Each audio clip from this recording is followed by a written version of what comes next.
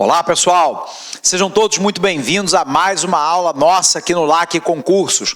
Na nossa aula de hoje, a gente vai discutir algo extremamente importante para o momento presente e o futuro do nosso país, que é lá a lembrança dos 130 anos da abolição da escravatura no Brasil.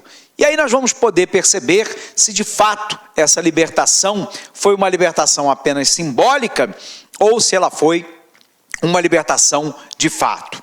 Então vamos lá, vamos tentar entender essa questão. Primeiro, a gente precisa entender o porquê da escravatura.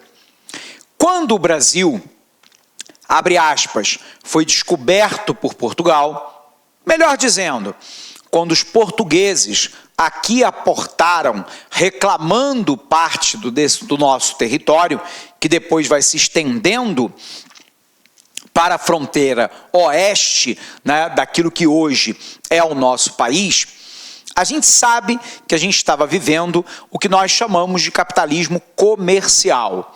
O capitalismo comercial vai lá do século XVI até o século XVIII. Durante o capitalismo comercial, vigorava uma teoria econômica chamada de mercantilismo. No mercantilismo, a ideia era que a balança comercial fosse superavitária, ou seja, que o volume de exportações fosse maior que o volume de importações. Se eu exporto mais do que importo, eu recebo mais pelo pagamento das exportações do que pago pelo recebimento das importações. Resultado, se eu recebo mais do que pago, eu posso acumular primitivamente capitais na forma de ouro, prata e pedras preciosas.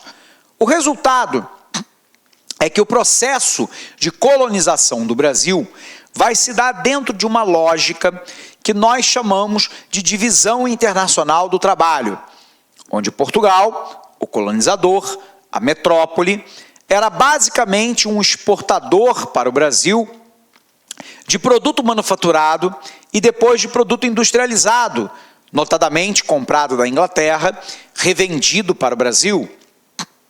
Por um outro lado, o Brasil era um produtor de matéria-prima do setor primário, agricultura, pecuária, extrativismo vegetal e mineral, voltados para exportação. A economia brasileira, de 1500 até 1930, foi basicamente primário exportadora, calcada no setor primário, voltados para exportação.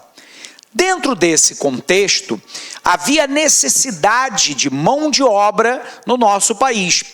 Como Portugal nunca foi um país populoso, e como num primeiro momento Portugal não cogitava a hipótese de trazer imigrantes brancos europeus em larga escala para o território brasileiro, podendo assim consolidar o domínio territorial, a solução para Portugal foi trazer mão de obra escrava, negra, trazida, portanto, à força do território africano, de colônias de Portugal na África ou de entrepostos comerciais portugueses em território africano, para o Brasil.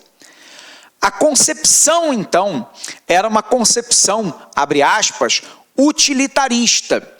Eu preciso trazer essa mão de obra para cá, para trabalhar como uma mão de obra a baixíssimo custo, numa condição de superexploração da força de trabalho, com um forte domínio, sob o ponto de vista físico, de coação física, o medo da chibatada, da corrente, ou ainda da senzala, da uso da brutalidade, mas ao mesmo tempo um domínio ideológico. Durante todo o período colonial brasileiro, se dizia, por exemplo, que negro era negro porque não tinha alma. Se tivesse alma, era branco. Os negros eram considerados cidadãos de segunda categoria. Melhor colocando, nem cidadãos eram considerados, mas eram considerados seres humanos de segunda categoria. E, portanto, o caráter civilizatório europeu, impondo lá de maneira eurocêntrica a sua cultura, portanto, a língua portuguesa, a religião cristã católica, os hábitos alimentares, a ética, a moral, né, os costumes, o folclore, né, o modo de se vestir, todo esse domínio fazia parte da desconstrução, né, da característica de identidade étnica, de identidade tribal, de identidade do ethos do negro africano para aqui trazido e, portanto, da sua cultura, como forma de manter, exacerbar ou garantir o domínio do branco europeu. E sendo assim, os negros foram mantidos em cativeiro e tratados como mercadorias no nosso país durante um longo período de tempo. Quando o Brasil, abre aspas, se torna independente de Portugal em 1822, o Brasil mantém um domínio agora a respeito da Inglaterra, que já era a maior potência, né, industrial de todo o mundo. A Inglaterra, então, a partir de 1822, começa a pressionar o Brasil pela libertação dos escravos. A questão da libertação não estava relacionado à ética, não estava relacionado à dignidade humana, não estava relacionado ao fato de considerar o negro um ser humano com a potencialidade plena das suas faculdades, direitos, da sua dignidade e que, portanto, não poderia, em hipótese alguma, ser tratado como era tratado até então. A concepção era uma concepção eminentemente econômica. No dia que o negro fosse liberto, ele viraria mão de obra assalariada, embora com salários aviltantes, numa condição degradante de trabalho. Isso representaria mais mercado consumidor para os produtos que eram importados da própria Inglaterra. Então a Inglaterra se interessava pela libertação do negro brasileiro basicamente por uma questão de mercado, econômica, de demanda dos produtos, né, ingleses aqui vendidos.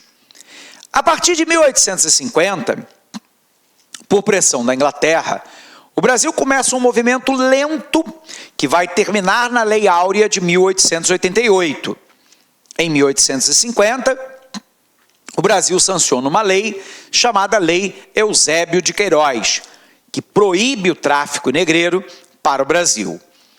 Na sequência, nós tivemos lá a Lei dos Sexagenários. Todo aquele que completasse mais de 60 anos seria liberto. Isso é uma falácia absurda. Primeiro porque a expectativa de vida do negro no Brasil, nessa época, circulava mais ou menos em torno dos 45 anos. Então, a imensa maioria dos negros não chegava aos 60. Mesmo que você chegasse aos 60, você seria muito idoso para aquela época, analfabeto, sem posse de nenhum bem, discriminado socialmente, sem posse de absolutamente nada, você iria para onde? E aí se cunhou uma expressão: lei para inglês ver. Lei para inglês ver que o Brasil está se encaminhando para a libertação dos escravos. E ainda hoje, essa expressão é comum no Brasil. De vez em quando a gente vê uma lei inócua, uma lei tosca, sem análise de causa e consequência, que é promulgada pelo nosso parlamento, seja municipal, estadual, distrital ou federal, que as pessoas dizem assim: ah, isso aí é lei para inglês ver. Para inglês ver que esse grupo de parlamentares está tentando fazer alguma coisa. Mas a lei é tão tosca que não terá aplicabilidade na prática, cairá no desuso. Foi isso que aconteceu com a lei do ventre livre, foi isso que aconteceu com a lei do sexagenário. A lei do ventre livre, aliás, é uma outra piada de mau gosto. Todo jovem, nascido a partir da promulgação da lei, depois dos 15 anos de idade, estaria liberto. Você imagina? Jovem, sem a presença dos pais, sem a posse de absolutamente nada, analfabeto, discriminado socialmente, vai para onde? Vai para lugar algum, né? Ele permanece na propriedade, mas é lei para inglês ver que o Brasil está se encaminhando para a libertação dos escravos. Finalmente, em 1888, né, a princesa Isabel vai lá e promulga a Lei Áurea.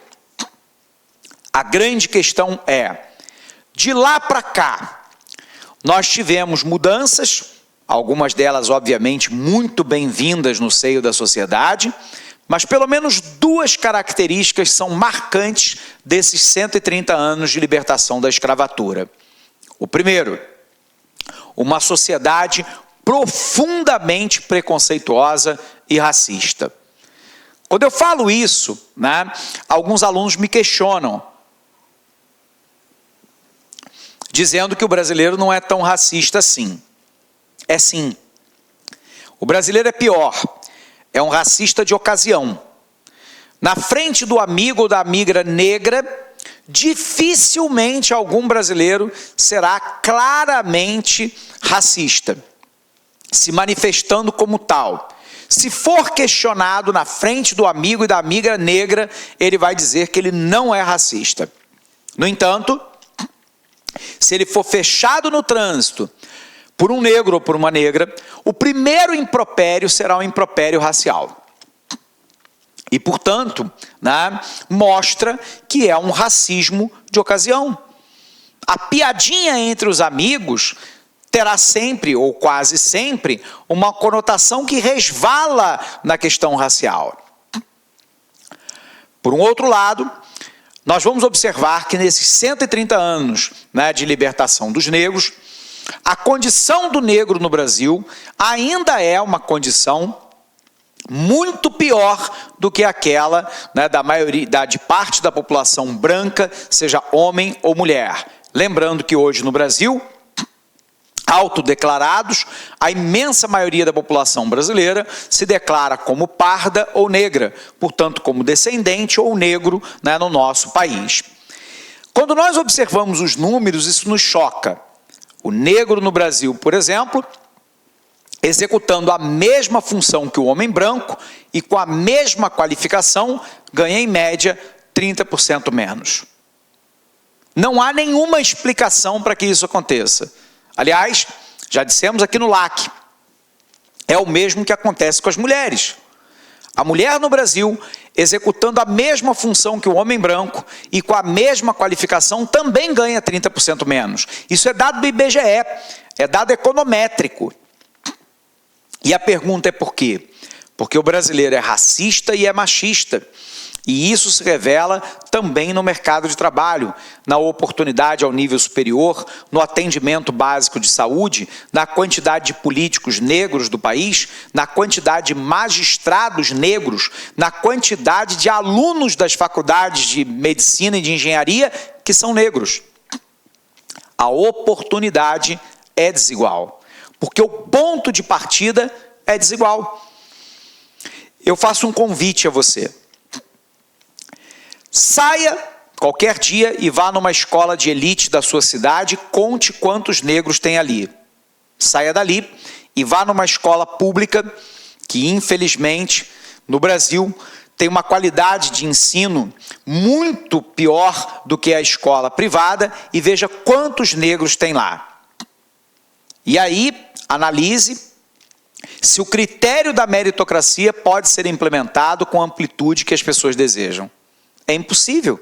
O ponto de partida é diferente. Eu fiz faculdade federal, a Universidade Federal do Rio de Janeiro, UFRJ.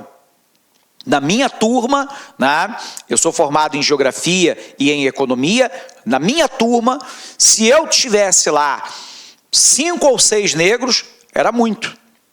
A imensa maioria era de população branca, e isso se reflete nos números. Portanto, embora o Brasil tenha dado passos significativos com o Estatuto da Igualdade Racial, embora o Brasil tenha criado um eufemismo para o racismo, que é a injúria racial, A injúria racial, pessoal, nada mais é do que uma atenuação de cunho ideológico político do crime de racismo. Tudo bem? Embora o Brasil tenha criado esses atenuantes para o racismo, observe que o Brasil ainda mantém uma forte desigualdade racial no acesso a bens e serviços públicos, à riqueza, ao patrimônio e à escolarização. E esse é um caminho que a gente tem que romper. Eu, particularmente, digo o tempo inteiro, né, para os meus alunos, que nós não podemos, não devemos, não é justo, não é digno, não é humano, não é correto. Alguns diriam lá, para quem é cristão, não é cristão, distinguir as pessoas pela cor da sua pele. A grande distinção deve ser o caráter. E eu digo isso porque no espectro político que nós vivemos no Brasil, nós estamos vendo que os canalhas podem ser brancos, negros, amarelos, cor de abóbora, azul com pintinha verde. Não há distinção entre o canalha, entre o bandido, o salafrário, aquele que rouba o país. Então é preciso ter a clareza que isso se espraia para outras atividades. A grande distinção, no meu entendimento, é a de caráter. Não é possível, não é digno, não é humano, não é cristão, não é correto que a gente distingua as pessoas pela cor da sua pele. Pelo contrário, eu acho particularmente uma das características mais enriquecedoras do nosso país é que o nosso país não tem cara. Olha a sua volta. O nosso país não tem cara. Nós somos multifacetados, multiculturalmente definidos, o que não significa uma democracia racial, longe disso. Mas significa dizer que se existe algo de belo do nosso povo, é exatamente essa multifacetada realidade.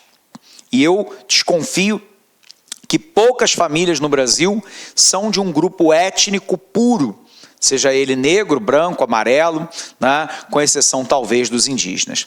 Legal? Vamos ver os números? Vem para cá.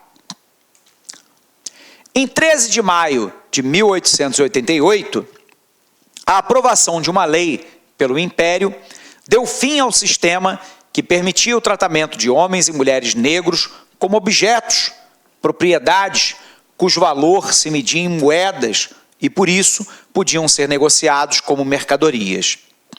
Em meio a décadas de debates entre teóricos do assunto, remanesce ao menos uma certeza: a de que o pensamento racista e as práticas discriminatórias que sustentaram o sistema escravagista até 1888 atravessaram 130 anos seguintes sob novas formas. A vida de homens e mulheres negros no Brasil de 2018, onde 55,4% da população se identifica como preto ou pardo, não se compara à dos que viveram sobre a escravidão. Não há dúvida quanto a isso. Mas porque ela é, em todas as suas fases, ainda tão desigual em oportunidades, se comparada à vida de brasileiros não negros? Vamos ver os números. Em 2010, o governo brasileiro aprovou o Estatuto da Igualdade Racial, que assim define a desigualdade racial: toda situação injustificada de diferenciação de acesso e fruição de bens, serviços e oportunidades nas esferas pública e privada, em virtude de raça, cor, descendência ou origem nacional ou étnica. Quer ver como é que isso é diferente da realidade? Olha para cá. Óbito em 2016 de crianças entre 0 e 4 anos de idade por raça. Causas não claramente evitáveis. Observe lá que quando nós consideramos as causas não claramente evitáveis, a maioria dos mortos são brancos, acompanhado de perto por negros. Causas não claramente evitáveis. Quando eu pego a causa claramente evitável, de atenção à mulher na gestação.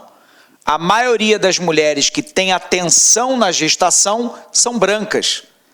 A minoria do atendimento é para negros.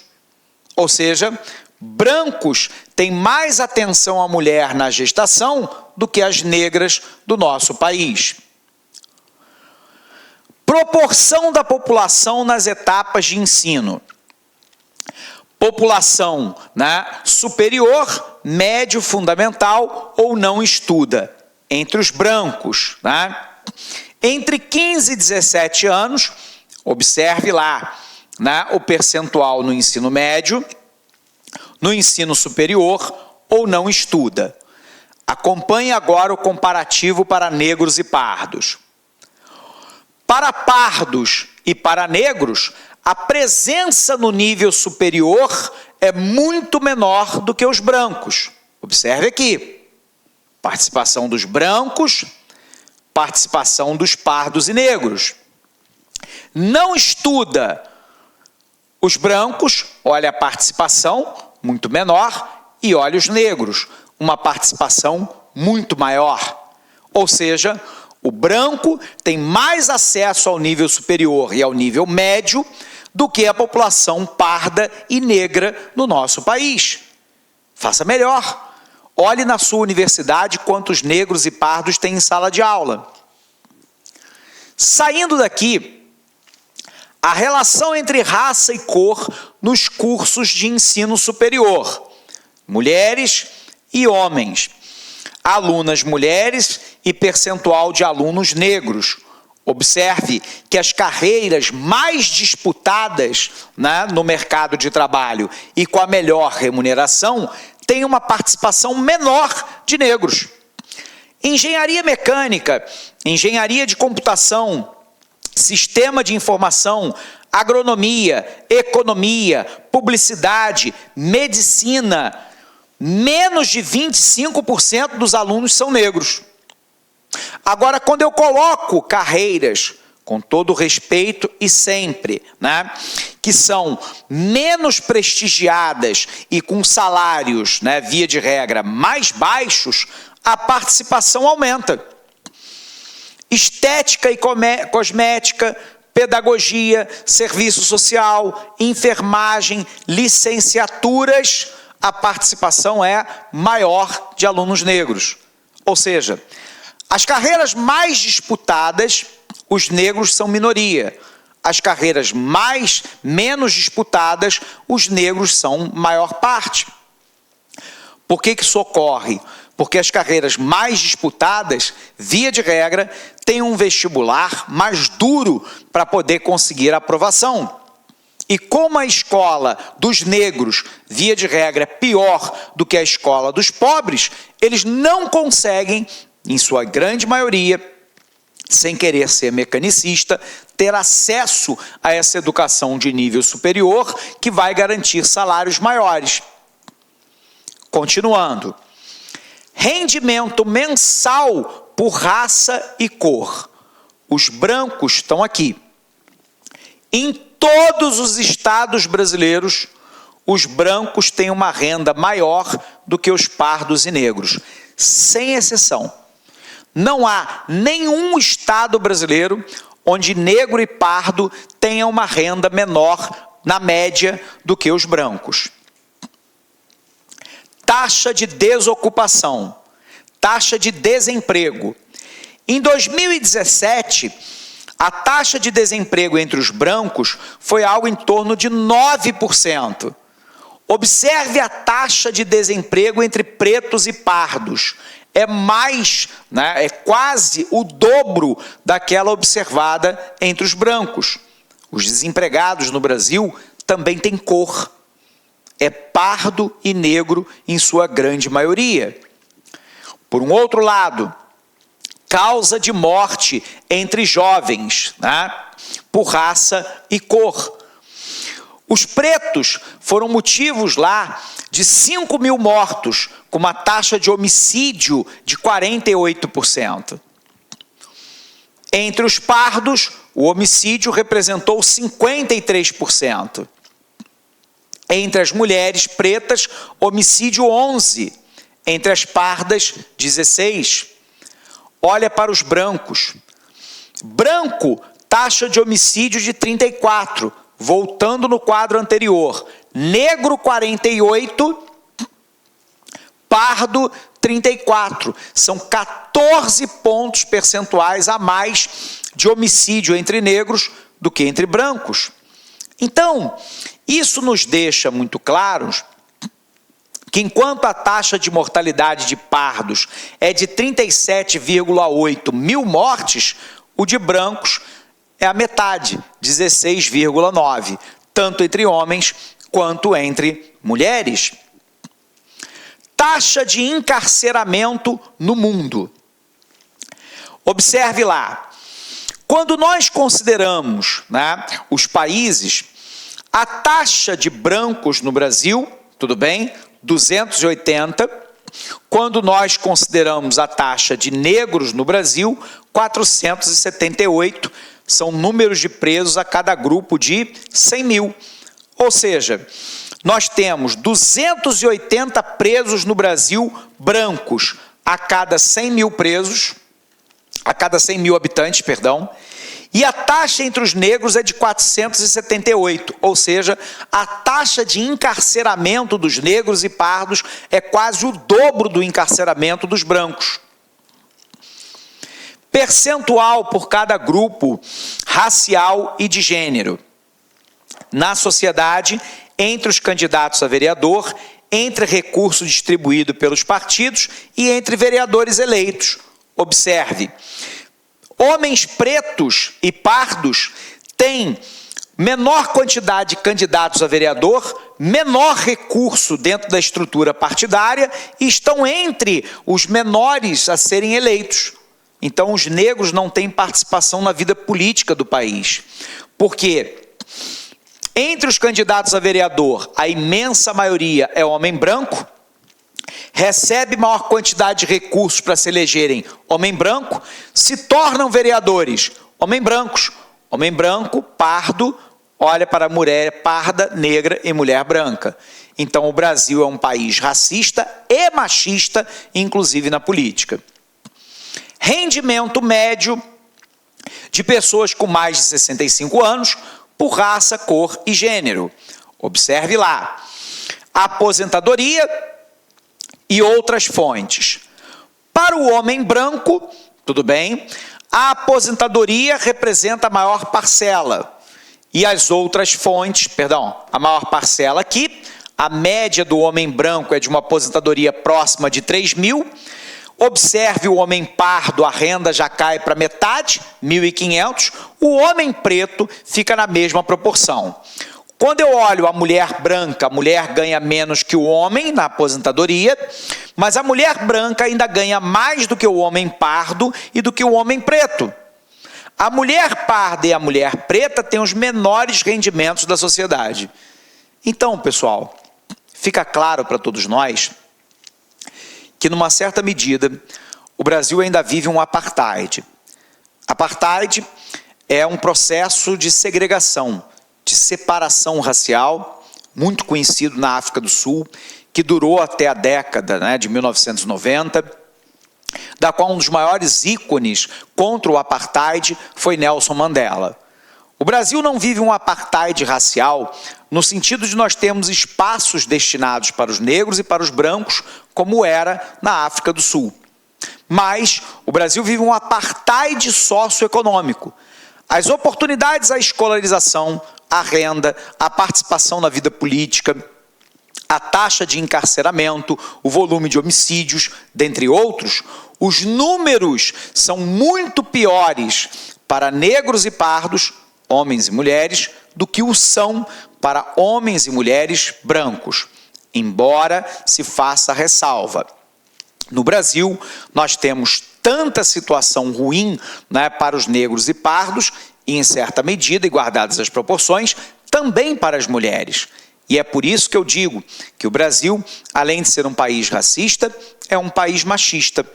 Como é que a gente supera essa realidade? Entendendo-se o país como racista e machista, não aceitando esse tipo de posicionamento, nem sob o ponto de vista ideológico, prático, cotidiano nas nossas vidas, e buscando formar novas gerações e a nossa geração com o comprometimento de que o julgamento das pessoas tem que ser feito pelo caráter e não pela cor da sua pele, pela sua identidade de gênero ou pelo seu sexo. Legal? Bom, pessoal, abraço grande para você, bons estudos e até a nossa próxima aula. Até lá!